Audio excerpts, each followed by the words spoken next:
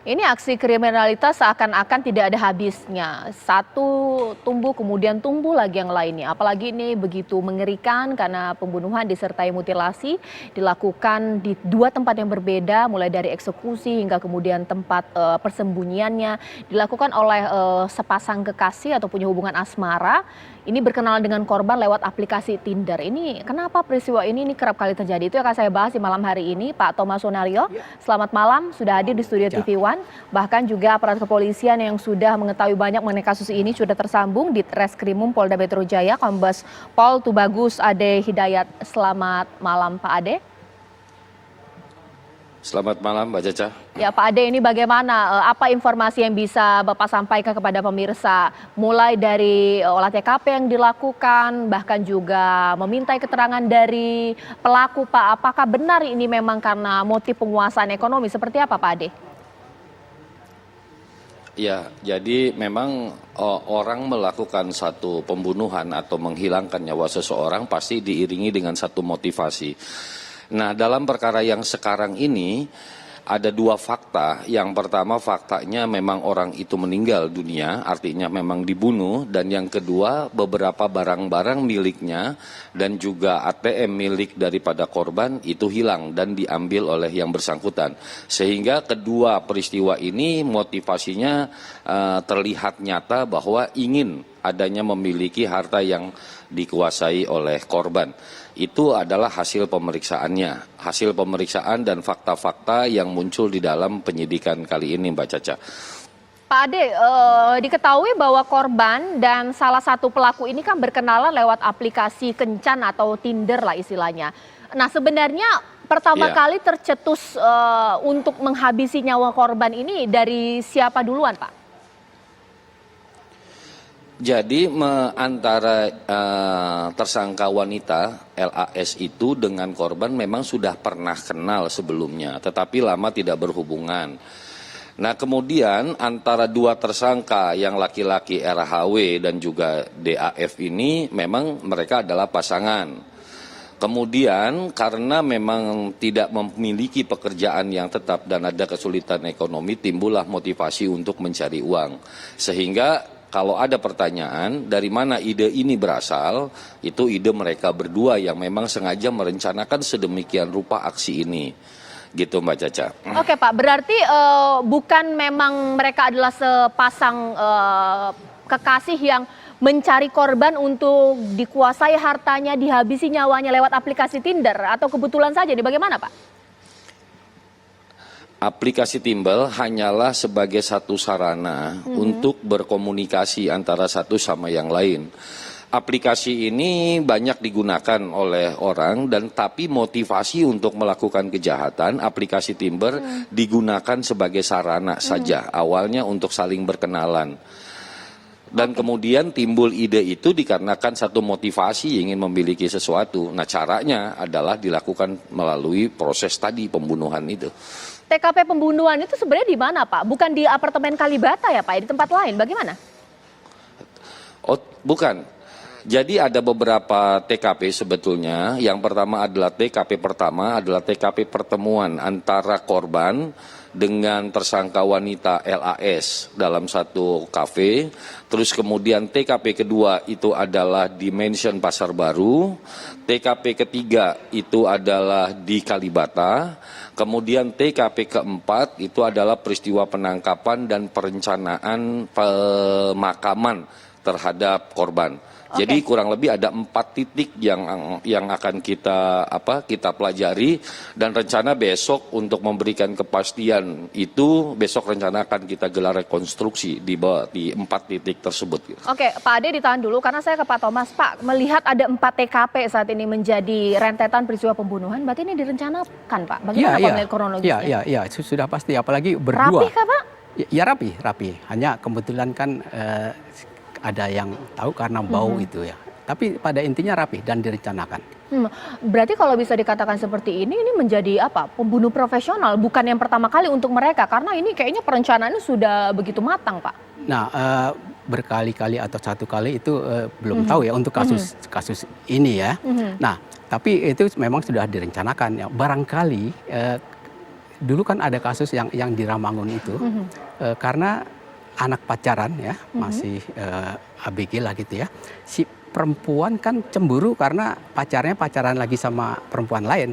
Nah dia cemburu minta supaya si perempuan itu dibunuh. Nah ini motifnya hanya cemburu. Kalau ini mungkin sudah ada masalah motivasi keuangan ya, karena barangkali butuh tertentu gitu. Oke, nah Pak Ade, apakah juga aparat yang bertugas saat ini hanya terfokus selesai ketika 2 tersangka sudah ditemukan pelaku pembunuhannya? Bagaimana kemudian Pak Ade dari yang menyewakan apartemen Kalibata ini kepada 2 pelaku, ada kaitannya tidak Pak? Atau mungkin TKP pertama di apartemen di wilayah Juanda Pak, ini bagaimana? Baik, jadi memang untuk keterlibatan daripada yang menyewa apartemen ini memang disewakan statusnya, sehingga setiap kejahatan itu harus dikaitkan dengan ada niat jahat. Jadi kita bisa melihat satu kejahatan itu dilihat dalam istilah hukumnya ada mens rea-nya. Apakah peristiwa seseorang menyewakan satu tempat untuk dilakukannya kejahatan itu direncanakan atau tahu maksudnya atau tidak? Kalau memang ini biasa memang disewakan untuk umum dan tidak ada niat jahat dari si pemilik apartemen, maka kepada yang bersangkutan tidak bisa dikenakan. Tetapi apabila memang dia turut membantu dalam pelaksanaan peristiwa pidana, maka kepadanya bisa dikenakan unsur pasal 55 penyertaan. Apakah turut membantu, ataukah ikut melakukan, ataukah menyuruh melakukan. Tetapi ketika mens rea-nya tidak ada dan itu umum dipakai, maka niat jahat itu dan yang bersangkutan tidak bisa dikenakan kepada pidana terkait dengan dia menyewakan satu tempat gitu. Oke, Pak Ade, terakhir ini pertanyaan. Sebenarnya berapa sih ekonomi atau mungkin uang yang ingin dikuasai oleh pelaku, Pak? Pada prinsipnya si pelaku tidak mengetahui berapa jumlah sebenarnya yang dimiliki oleh si korban. Tetapi berapa banyak, ya maunya semuanya. Karena indikasi itu muncul, semua yang dimiliki oleh korban itu berusaha untuk diambil keseluruhannya oleh para pelaku. Tetapi yang saat ini bisa digunakan itu kurang lebih ada sekitar 97 juta sampai 98 juta. Tetapi ada beberapa miliknya yang belum terambil secara keseluruhan. Mungkin akan dilakukan secara bertahap demikian.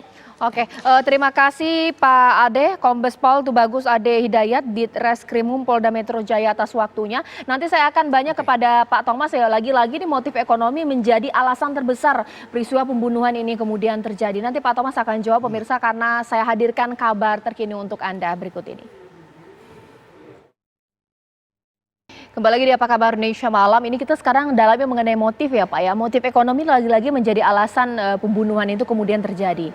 Tapi ini kasusnya menjadi ditambah lagi karena ini mutilasi Pak. Kita ketahui bahwa biasanya yang melakukan mutilasi mereka yang punya kecenderungan gangguan kejiwaan atau mungkin apa lagi. Nah, tapi ini kayak sebenarnya mudah sekali Pak. Karena menguasai ekonomi, bunuh, mutilasi, ini bagaimana melihatnya? Ya, biasanya kan mutilasi itu juga seringkali akibat dari setelah dia membunuh itu ya, mau diapakan. Ya gitu kan, tadi beberapa keterangan dari media massa juga tadinya mau dikubur di sekitar situ ya, tapi mungkin kemudian mereka bercerita gimana ini nanti gini, akhirnya diambil keputusan untuk dimutilasi saja ya. Dan kejahatan yang berakhir dengan mutilasi itu nggak baru ini aja ya, dulu udah lama, dulu yang saya tahu mutilasi yang pertama itu tahun 80-an di Jalan Jenderal Sudirman ya, diketemukan karung yang berisi mayat dipotong 13, itu tidak terungkap ya. Kemudian setelah itu ada kasus Nurdin Koto ya, itu saya nggak tahu motivasinya, tapi saya ketemu dengan orang yang dituduh membunuh itu ada di Nusa Kambangan. Nah dia mengatakan udah tua ya, kecil seperti saya padahal orangnya ya, rambutnya udah putih. Dia mengaku bukan saya yang membunuh sebetulnya, saya hanya dikorbankan. Dan kalapasnya percaya kalau bukan dia yang membunuh. Nah, terus saya tanya, ya saya nungguin aja sampai saya bebas. Waktu itu dia 20 tahun ya saya ini. Nggak tahu sekarang yang ini. Oke, tapi kiranya Pak Thomas, tapi ada bisa melihat bahwa jangan-jangan ada pihak lain yang mungkin Pak terlibat karena melihat ini ada 4 TKP, perencanaan begitu rapi sekali. Mungkin mereka yang menyewakan kepada pelaku ini ya Pak Thomas ya. Bagaimana kemudian Pak Thomas melihatnya? Saya kira kan kita harus dalami sejauh mana si perempuan itu dengan korban ya.